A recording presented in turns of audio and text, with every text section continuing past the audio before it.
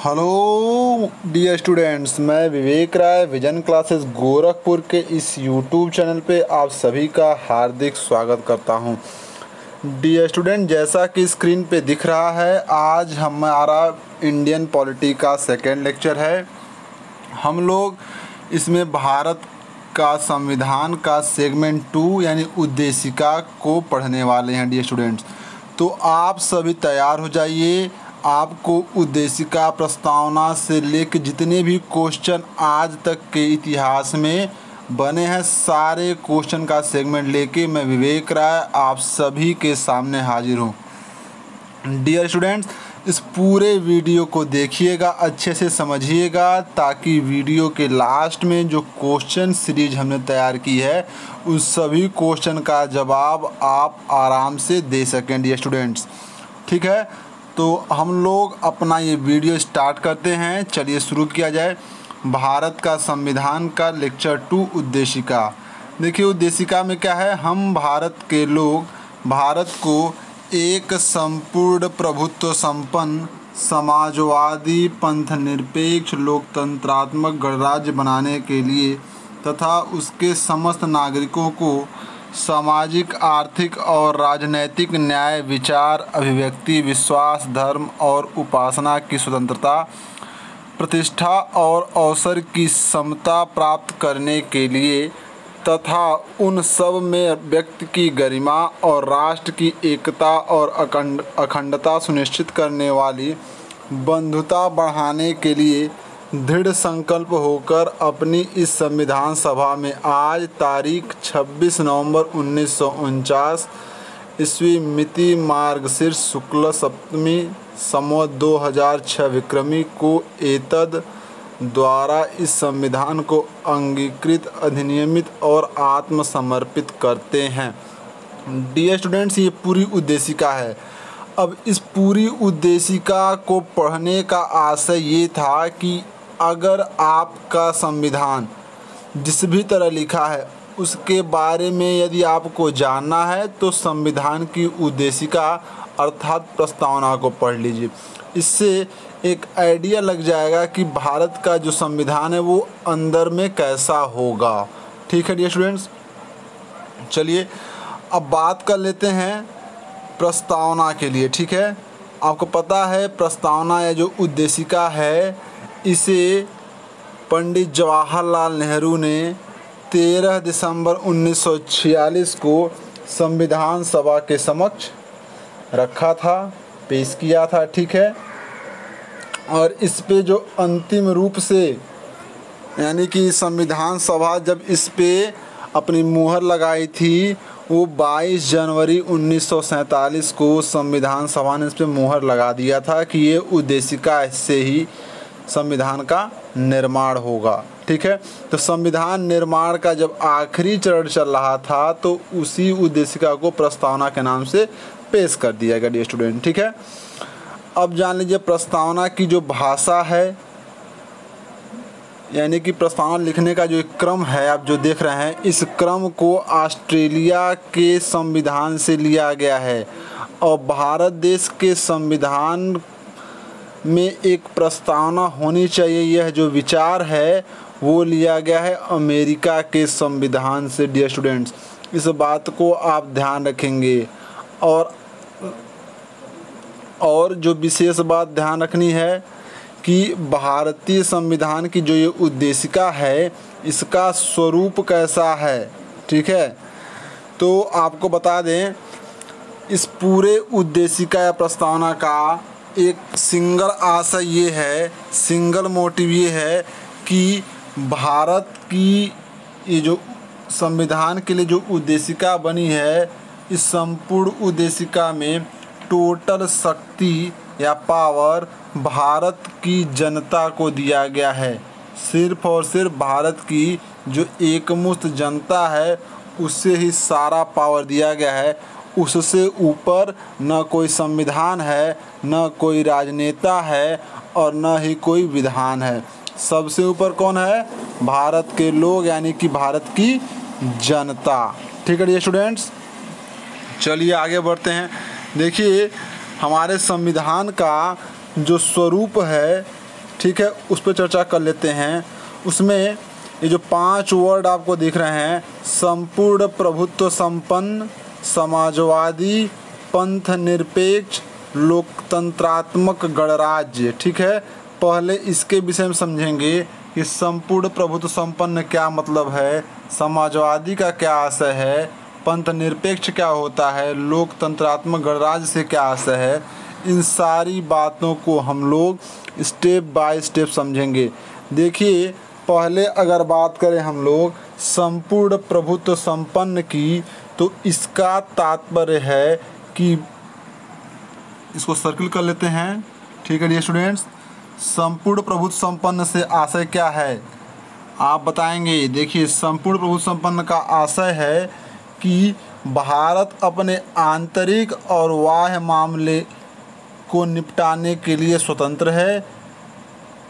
ठीक है, इस पर किसी भी राष्ट्र का कोई दबाव नहीं है। अब सारे आंतरिक और बाह्य मामलों को फुलफिल भारत स्वयं करेगा, इसीलिए इसे संप्रभु राष्ट्र भी कहा जाता है। डियर स्टूडेंट्स, ध्यान रखिएगा, संपूर्ण प्रभुत्व संपन्न को संप्रभु राष्ट्र के नाम से भी जानते हैं। पहली बात क्लियर हो गई डियर स्टूडेंट्स, आशा करते हैं आपको समझ में आया होगा। ठीक है, चलिए दूसरा देखते हैं। दूसरा जो वर्ड है समाजवादी। समाजवादी से क्या तात्पर्य है डियर स्टूडेंट्स, आपको बता दें, समाजवादी का तात्पर्य है कि देश की जो समस्त जनता है, सभी लोग हैं, इनमें कहीं कोई भेदभाव नहीं है, न ऊंच नीच का, न जाति का, न धन संपदा का। यहाँ पे सभी लोग क्या हैं, एक समान हैं। समाजवादी का ये सिंगल मोटिव है। ठीक है डियर स्टूडेंट्स, आपको बात समझ में आ रही है। और अगला वर्ड क्या है देखिएगा, अगला वर्ड है पंथ निरपेक्ष। अब पंथ निरपेक्ष से क्या तात्पर्य है डियर स्टूडेंट्स, आपको बता दें, इससे तात्पर्य है कि भारत का कोई धर्म नहीं है, यानी कि भारत देश जो है, इस देश का कहीं कोई धर्म नहीं है। ठीक है, यहाँ पे सब सर्वधर्म समभाव के भावना से कार्य किया जाता है। देश का कोई धर्म नहीं है, देश में रहने वालों का जो भी धर्म हो, देश का कोई धर्म नहीं है डियर स्टूडेंट्स, ये बात ध्यान रखिएगा। यहाँ सभी को एक समान, एक नज़र से देखा जाता है डियर स्टूडेंट्स। बात क्लियर हो रही होगी, उम्मीद करते हैं आपको समझ में आ रही होगी बात। चलिए अगला देखिए, अगला पॉइंट जो है लोकतंत्रात्मक गणराज्य। अब इसका क्या मतलब है डियर स्टूडेंट्स, लोकतंत्रात्मक गणराज्य से क्या आशय है बता दीजिए। देखिए, यह एक ऐसी व्यवस्था है जिसमें जनता शासन के लिए जानी जाती है। हमने अभी बताया था आपको, जनता से ऊपर कोई नहीं, यानी जनता स्वयं शासन करती है। ठीक है, लोकतंत्रात्मक गणराज्य यानी ऐसा गण मतलब लोगों द्वारा, राज मतलब शासन किया हुआ, यह लोगों द्वारा शासन किया हुआ ऐसा तंत्र है जहाँ पर देश की जनता ही सर्वे सर्वा है। यहाँ पे और कोई इससे ऊपर नहीं है डियर स्टूडेंट्स। आपको बात समझ आ गई होगी। देखिए, जो अब्राहम लिंकन थे, उन्होंने एक स्टेटमेंट दिया था, जनता का जनता के लिए शासन, है ना। तो उस स्टेटमेंट को ये जो वर्ड है लोकतंत्रात्मक गणराज्य पूरी तरह फुलफिल कर रहा है डियर स्टूडेंट्स। बात आपको समझ आ रही है प्यारे छात्रों, उम्मीद करते हैं आपको चीज़ें बहुत बेहतर ढंग से समझ आ रही होगी। ठीक है, गणराज्य या गणतंत्र का मतलब अभी मैं बता दिया हूँ। ठीक है, उसमें कहीं कोई दिक्कत नहीं है। ऐसी शासन व्यवस्था जिसमें वास्तविक प्रमुख जो होता है वह वंशानुगत नहीं होगा, वह प्रत्यक्ष या अप्रत्यक्ष रूप से चुना जाएगा। ठीक है, यानी कि जैसे अन्य देशों में राजा महाराजाओं का शासन हुआ करता था, तो उनके पुत्र ही अगले राजा हुआ करते थे। वहाँ पे वंशानुगत शासन प्रणाली थी, लेकिन आपके यहाँ भारत में गणराज्य शासन व्यवस्था है, यानी कि यहाँ पे प्रधानमंत्री का लड़का प्रधानमंत्री या राष्ट्रपति का लड़का राष्ट्रपति नहीं होगा। यहाँ पे जो भी प्रधानमंत्री या राष्ट्रपति होगा वो जनता द्वारा चुन के जाएगा और बहुमत दल का नेता होने के बाद ही वो पीएम की कुर्सी पर बैठेगा। यानी कि प्रत्यक्ष या अप्रत्यक्ष रूप से जनता द्वारा चुना जाने वाला व्यक्ति ही क्या होगा, देश का मुखिया होगा। ठीक है डियर स्टूडेंट्स, बात समझ आ गई आपको, ये पांचों वर्ड समझ में आ गए। आगे देखिए, उद्देशिका या प्रस्तावना का जो उद्देश्य है उसमें कुछ शब्द और आपको दिखाई दे रहे हैं।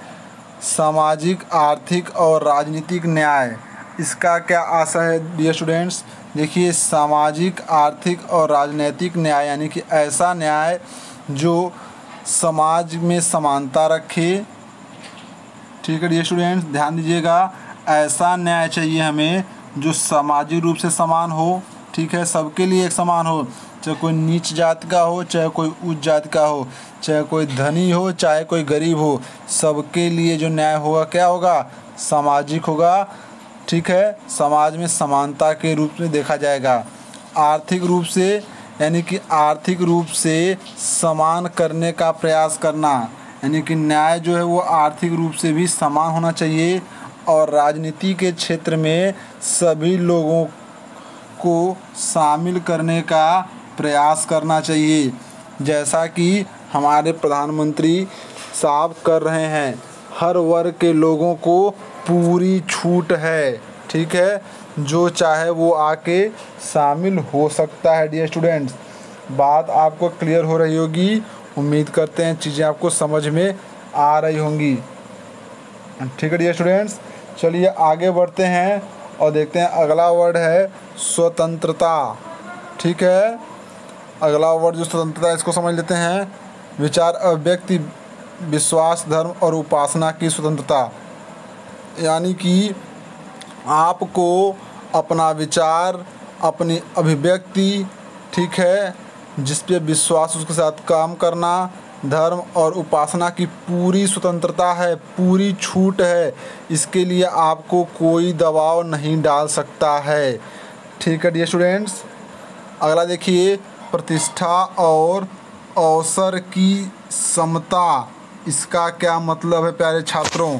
प्रतिष्ठा और अवसर की समता का मतलब क्या होगा, इस लाइन का मतलब समझिए। यानी कि देश में कोई भी काम होगा उसमें सभी लोगों को समान रूप से अवसर दिया जाएगा। ऐसा नहीं है कि कोई छोटे कुल का व्यक्ति है उसे अवसर नहीं दिया जाएगा, कोई ऊंचे कुल का व्यक्ति है उसे अवसर दिया जाएगा। अवसर सबको समान रूप से दिया जाएगा, इसका यही आशय है डियर स्टूडेंट। ठीक है, आगे देखिए, तथा उन सब में व्यक्ति की गरिमा और राष्ट्र की एकता और अखंडता सुनिश्चित करने वाली बंधुता बढ़ाने के लिए। देखिए, अगला जो बात है इसमें बोला है उन सब में व्यक्ति की गरिमा। ठीक है, व्यक्ति की गरिमा मतलब क्या है? भारतीय जनता को गरिमापूर्ण जीवन जीने का कंप्लीट अधिकार है। इसे आर्टिकल 21 में भी क्लियर किया गया है। ठीक है, तो व्यक्ति की गरिमा का यही आशय है। ठीक है डियर स्टूडेंट्स, आगे देखिए, राष्ट्र की एकता और अखंडता, इसका मतलब क्या है? भारत अनेकता में एकता वाला देश है, ये आप सभी जानते हैं। इसे बनाए रखने के लिए ही इसे प्रस्तावना में जगह दिया गया है। ठीक है, कि भारत में पता है ना, अनेक तरह की जनजातियां हैं, कई तरह के लोग हैं, कई तरह की बोलियां हैं, लेकिन उसके बाद भी ये सब एक डोर में बंधकर देश के लिए काम करते हैं। इसलिए उस अनेकता में एकता को देखते हुए इस वर्ड को उद्देशिका में जगह दिया गया है। ठीक है, बातें क्लियर हो रही हैं डियर स्टूडेंट्स। इसके बाद देखिएगा, एक वर्ड और है, सुनिश्चित करने वाली बंधुता बढ़ाने के लिए। अब देखिए बंधुता मतलब क्या है, आपको बता दें। बंधुता मतलब होता है आपसी भाईचारा, ठीक है। आपसी भाईचारा यानी भारतीय नागरिकों में आपसी जुड़ाव की बात करना ही बंधुता है। यानी कि भारत के जितने भी नागरिक हैं सब कहीं ना कहीं एक दूसरे से जुड़े हैं, सब में आपसी भाईचारे का भाव है और सब प्रेम से भारत देश में निवास करते हैं। डियर स्टूडेंट्स, बात क्लियर हो गई। अब इसके बाद से ये डेट दिया हुआ है 26 नवंबर 1949 को, इसे क्या कर दिया गया, आत्मसमर्पित कर दिया गया। तो उम्मीद करते हैं कि सारी वर्डिंग, जितने भी वर्ड यहाँ पे लिखे हुए हैं उद्देशिका में, सबका हमने एक एक करके आपको मतलब बताया और उम्मीद करते हैं आपको चीज़ें समझ में आ गई होंगी डियर स्टूडेंट्स, ठीक है। चलिए आगे बढ़ते हैं। देखिएगा, अब वीडियो को आगे ले चलते हैं। आगे देखिए, भारतीय संविधान की उद्देशिका की भाषा ऑस्ट्रेलियाई संविधान से प्रभावित है। हमने अभी आपको बताया जो इसकी भाषा है वो ऑस्ट्रेलिया के संविधान से प्रभावित है, और जो प्रस्तावना रखने का विचार कॉन्स्टिट्यूशन में रख लिया गया, तो यह विचार जो है अमेरिका के संविधान से लिया गया है। इस बात पे चर्चा हमारी आपकी हो गई थी डियर स्टूडेंट्स। चलिए आगे बढ़ते हैं। देखिए, उद्देशिका यह घोषणा करती है कि संविधान अपनी शक्ति सीधे जनता से प्राप्त करता है, इसी कारण यह हम भारत के लोग से प्रारंभ होता है। बहुत सही बात बोला है डियर स्टूडेंट्स। देखिए, संविधान जो अपना कॉन्स्टिट्यूशन है उसे पावर कहाँ से मिलता है, यूपीपीसीएस 2012 का क्वेश्चन। संविधान को जो शक्ति होती है वो कहाँ से मिलती है, तो संविधान अपनी शक्ति कहाँ से प्राप्त करता है, सीधे जनता से प्राप्त करता है। इसी वजह से इसकी शुरुआत हम भारत के लोग से प्रारंभ होती है। प्यारे छात्रों, आपको ये बात बिल्कुल समझ में आ गई होगी। आगे बढ़ते हैं। उद्देशिका यह बताती है कि संविधान जनता के लिए तथा जनता ही अंतिम संप्रभु है। देखिए डियर स्टूडेंट, ये क्वेश्चन एसएससी सीजीएल में आया हुआ था उद्देशिका को लेके, ठीक है, कि सब भारतीय संविधान का अंतिम संप्रभु कौन है। तो उसमें दिया था उद्देशिका, मौलिक अधिकार, मूल अधिकार, जनता, ठीक है। तो कौन होगा, जनता ही इसका अंतिम संप्रभु है। बहुत ही इम्पॉर्टेंट क्वेश्चन है डियर स्टूडेंट्स, इसको आप सभी बहुत दिल लगा के पढ़िए। ये क्वेश्चन एसएससी सीजीएल में आया हुआ है, ठीक है। आगे बढ़ते हैं। उद्देशिका लोगों के लक्ष्यों आकांक्षाओं को प्रकट करती है। जी हाँ, ये जो उद्देशिका लिखी हुई है या बनी हुई है वो उस समय जब कॉन्स्टिट्यूशन बन रहा था उस समय के लोगों का क्या लक्ष्य था देश को लेके, उनकी क्या आकांक्षाएं थी भविष्य से, इन सब को प्रकट करती है। कौन, उद्देशिका प्रकट करती है डियर स्टूडेंट्स। इसे आप बिल्कुल ध्यान रखेंगे। इसका प्रयोग किसी अनुच्छेद में विद्यमान अस्पष्टता को दूर करने में हो सकता है। बिल्कुल सही है। ये देखिए, ये भी यूपी पीसीएस में पूछा हुआ क्वेश्चन है कि प्रस्तावना का प्रयोग कब किया जा सकता है, या फिर किसका प्रयोग अनुच्छेद में विद्यमान अस्पष्टता को दूर करने में हो सकता है। क्वेश्चन था, निम्न में किसका प्रयोग अनुच्छेद में विद्यमान अस्पष्टता को दूर करने में हो सकता है। तो डियर स्टूडेंट, इसका आंसर होगा उद्देशिका का प्रयोग, ठीक है। चलिए आगे बढ़ते हैं। देखिए, उद्देशिका को लेके एक वाद आया था सर्वोच्च न्यायालय में। देखिए, बेरुवाड़ी वाद बहुत ज़रूरी वाद है, ध्यान रखेंगे आप। बेरुवाड़ी वाद में ही सर्वोच्च न्यायालय ने प्रस्तावना को संविधान का अंग नहीं माना था। पहले जब बेरुवाड़ी वाद आया डियर स्टूडेंट्स, इसमें जो हमारा सर्वोच्च न्यायालय है उसने संविधान को प्रस्तावना को संविधान का अंग नहीं माना, इसलिए विधायिका प्रस्तावना में कोई संशोधन नहीं कर सकती डियर स्टूडेंट्स। ठीक है। चूँकि ये संविधान का भाग नहीं है, इसलिए इसमें कहीं कोई संशोधन विधायिका द्वारा नहीं किया जा सकता है प्यारे छात्रों, ठीक है। लेकिन सर्वोच्च न्यायालय ने केशवानंद भारती बनाम केरल राज्यवाद, बहुत बार पूछा हुआ क्वेश्चन है डियर स्टूडेंट, केशवानंद भारती बनाम केरल राज्यवाद 1973, ठीक है। ये कई बार पूछा हुआ क्वेश्चन, इसे आप ध्यान रखिएगा। मैं कहा कि प्रस्तावना संविधान का अंग है, इसलिए विधायिका यानी कि संसद इसमें संशोधन कर सकती है। यानी कि कहने का मतलब है कि पहले जब वेरुवाड़ी संघवाद आया तो इसमें सर्वोच्च न्यायालय ने प्रस्तावना को क्या कर दिया, प्रस्तावना को उन्होंने कह दिया कि जो प्रस्तावना है, ठीक है डियर स्टूडेंट, उन्होंने कहा कि जो प्रस्तावना है वो क्या है, संविधान का अंग ही नहीं है, उसे अंग माना ही नहीं, ठीक है, बेरुवाड़ी संघवाद में।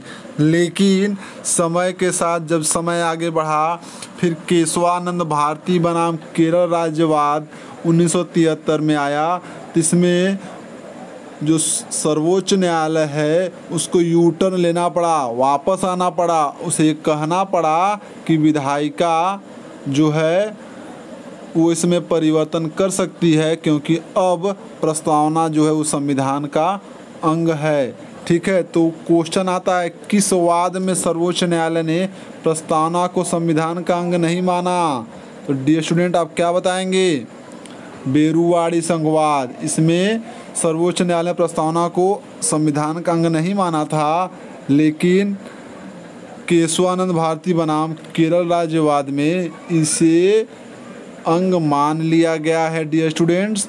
तो इन दोनों बातों को आप विशेष ध्यान देंगे, ठीक है प्यारे छात्रों। आगे बढ़ते हैं हम लोग हैं, चलिए आगे देखा जाए वीडियो को।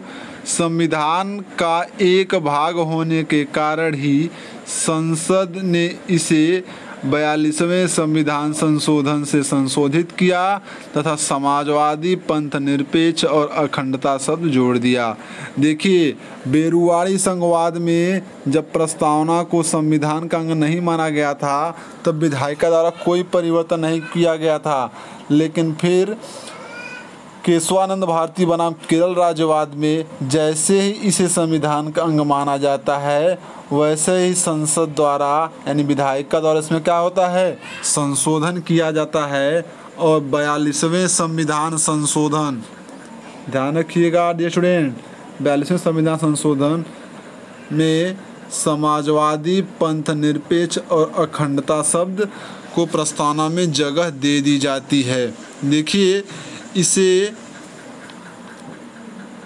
सर्वोच्च न्यायालय द्वारा प्रस्तावना को संविधान का अंग माना गया, लेकिन ये कहा गया था कि आप इसमें परिवर्तन कर सकते हैं, यानी विधायिका इसमें कन्वर्जन या परिवर्तन कर सकती है, लेकिन उसके मूल ढांचे में कहीं कोई परिवर्तन नहीं होना चाहिए। ये भी स्टेटमेंट था डियर स्टूडेंट्स, तो इसे भी आप ध्यान रखेंगे, ठीक है। आगे बढ़ते हैं। संसद संविधान के मूल ढांचे में नकारात्मक संशोधन नहीं कर सकती है, स्पष्टतः संसद वैसा संशोधन कर सकती है जिसे मूल ढांचे का विस्तार और मजबूतीकरण होता रहे। वही बात जो मैंने अभी जस्ट पहले कही है, सेम बात यहाँ लिख दिया गया है। आगे देखिए, संविधान की प्रस्तावना को संविधान की कुंजी कहा जाता है।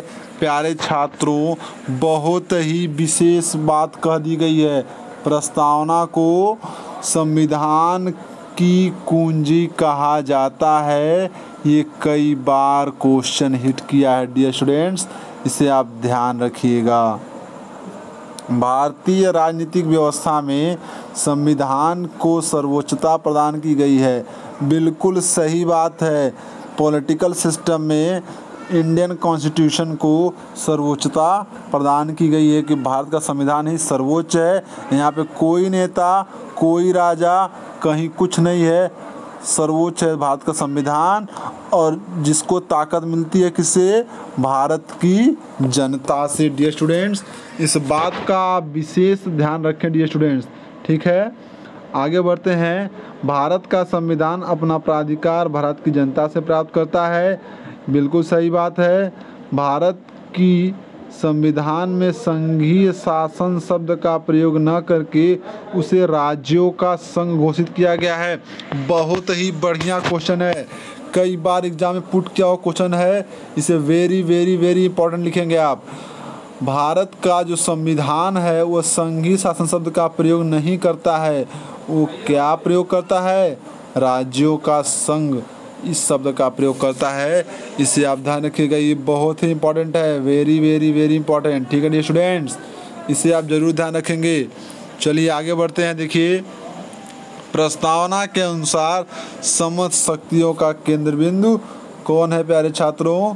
वो है भारत की जनता। ये बात हो चुकी है। चलिए आगे बढ़ते हैं। देखिए, अब आपके सामने टेस्ट सीरीज हम लेके आए हैं। ठीक है प्यारे छात्रों, तो आप इस टेस्ट सीरीज का हिस्सा बनिए। ठीक है डियर स्टूडेंट्स, और ध्यान रखिएगा कि इस टेस्ट सीरीज में जितने भी क्वेश्चन हैं ये सब आपके लिए बहुत ज़्यादा महत्वपूर्ण हैं डियर स्टूडेंट्स। ये सारे question UP AE, UP triple SC, SSC CGL जैसे महत्वपूर्ण परीक्षाओं में पूछे जा चुके हैं डियर स्टूडेंट्स। तो आप इन सब का बहुत आसानी से जवाब देंगे। देखिए, क्वेश्चन नंबर 1 है, निम्न में से कौन सा शब्द भारतीय संविधान की प्रस्तावना में नहीं लिखा हुआ है? बताइए डियर स्टूडेंट्स। संप्रभु लिखा है कि नहीं लिखा डियर स्टूडेंट? बताइए। संप्रभु लिखा है, संपूर्ण प्रभुत्व संपन्न लिखा है डियर स्टूडेंट्स। समाजवादी लिखा है, लोकतंत्रात्मक गणराज्य लिखा हुआ है। इसका सी होगा डियर स्टूडेंट्स। राष्ट्र निरपेक्ष नहीं लिखा गया है प्यारे छात्रों, इसका आंसर होना चाहिए सी होगा प्यारे छात्रों। ठीक है, चलिए आगे बढ़ते हैं। देखिए, अगला क्वेश्चन है, निम्न में से कौन सा कथन सत्य नहीं है? कथन ए है, भारतीय संविधान के लागू होने की तिथि 26 नवंबर 1949 है। ठीक है, आगे बढ़िए। धर्मनिरपेक्ष शब्द को 42वें संविधान संशोधन के द्वारा जोड़ा गया है। 42वें संविधान संशोधन के द्वारा किन किन चीज़ों को जोड़ा गया है डियर स्टूडेंट? 3 वर्ड जोड़े गए थे, आपको याद होंगे, आप गेस करते रहिए। आगे देखिए, 42वां संविधान संशोधन 1976 में हुआ था। ओके, आगे बढ़ते हैं।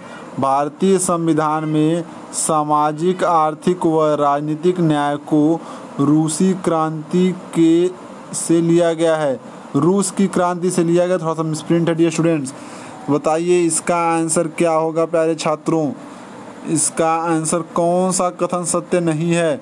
भारतीय संविधान के लागू होने की तिथि 26 नवंबर 1949 है।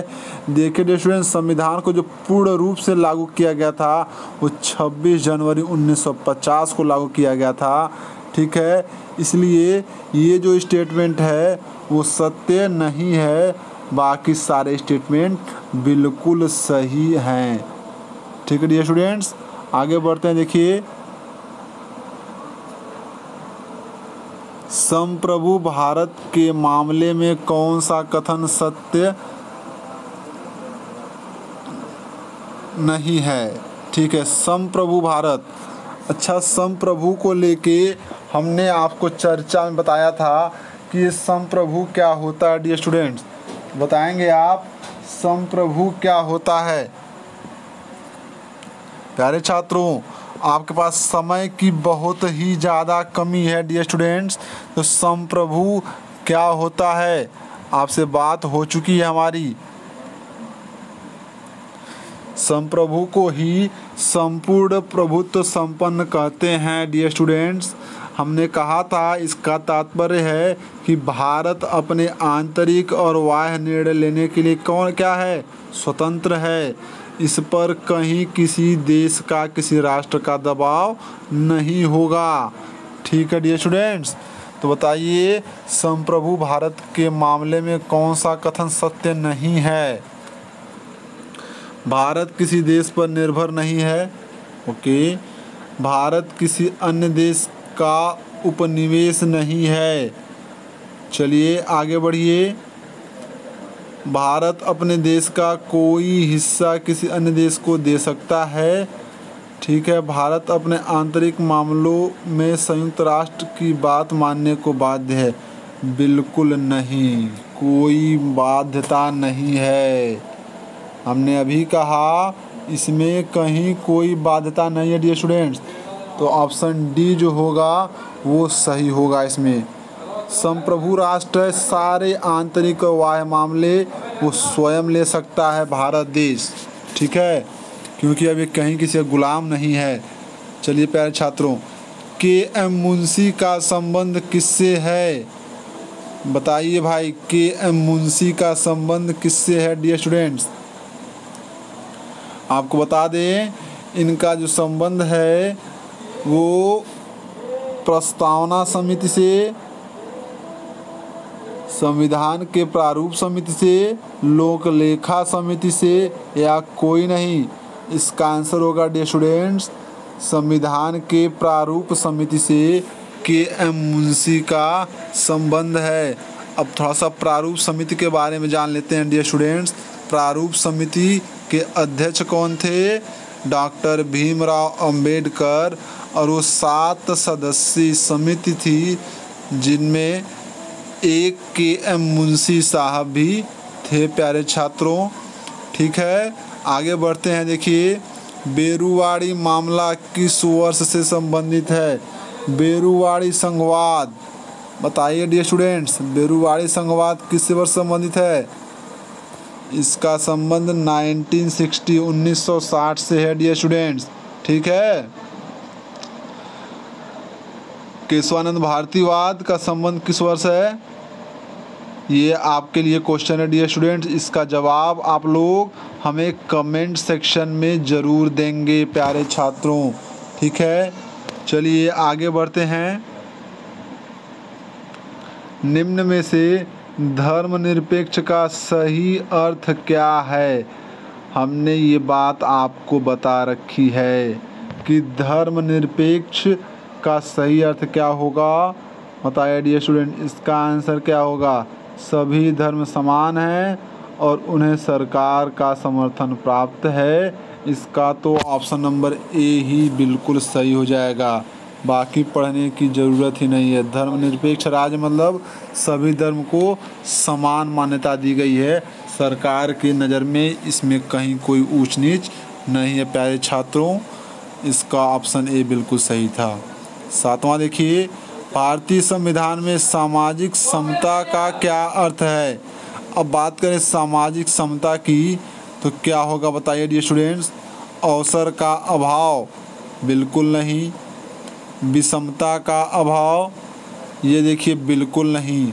समाज के किसी भी वर्ग के लिए विशेषाधिकार की अनुपस्थिति, ये बिल्कुल सही है।